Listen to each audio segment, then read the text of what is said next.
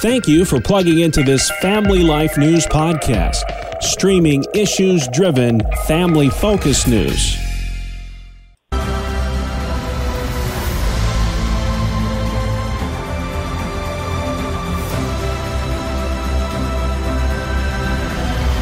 And welcome back to another edition of Issues in Education.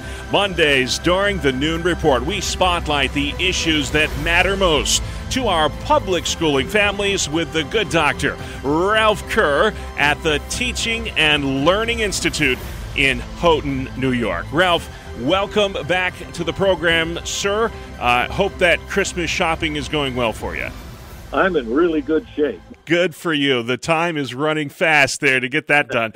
Let's go ahead. We've got a busy week, as always, to talk about a lot of important stuff. First of all, Pennsylvania, the mask back on there, Ralph, for at least a few more days.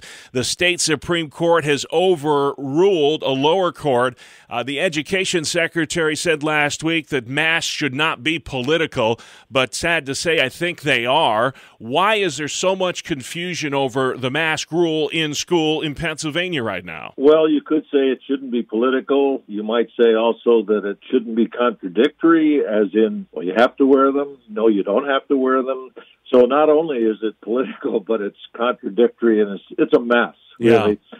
And it's just putting a lot of pressure on schools to be the mask police, which is really unfortunate that that's continuing to happen in Pennsylvania. Yeah, and that the mask rule will be in place until at least Wednesday. We'll see what happens after that. Let's head to New York now. The State Health Department doubling down on this test-to-stay debate.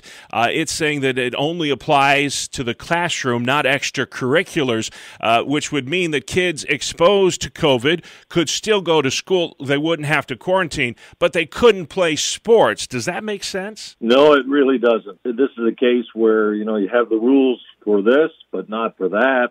It just adds to the confusion. And one of the other things that's a real problem with the test-to-stay debate is the availability of the tests.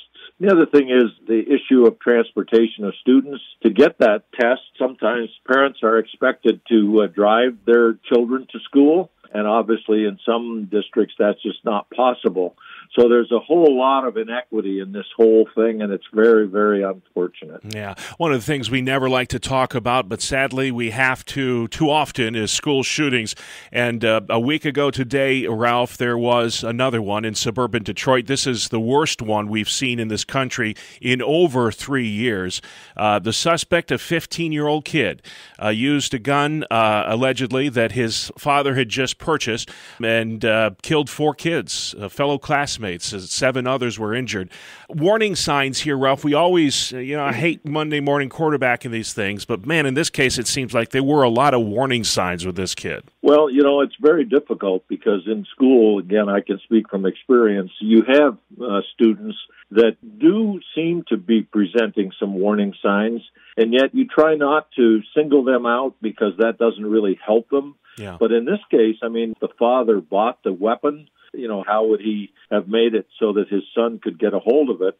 And then apparently earlier in the day, there was a conference at school with the parents and the student. Yeah. Somebody should have picked up as a result of that there were some issues going on there. Yeah, there were 18 live rounds in that semi-automatic handgun when this thing ended, and as tragic as it was, it could have been a lot worse. And then while we're talking national stuff, Ralph, I thought this was kind of interesting. We'll close with this. Portland, Oregon, and maybe you could say only in Portland could this happen, but the teachers union there proposing self-taught Fridays. Students would work from home, and the reason for doing this, I thought was interesting. Would love to get your thoughts. To reduce the stress caused by returning to full-time learning from the pandemic. I thought this was what we wanted all along, was full-time learning after a year and a half, 2 years of this.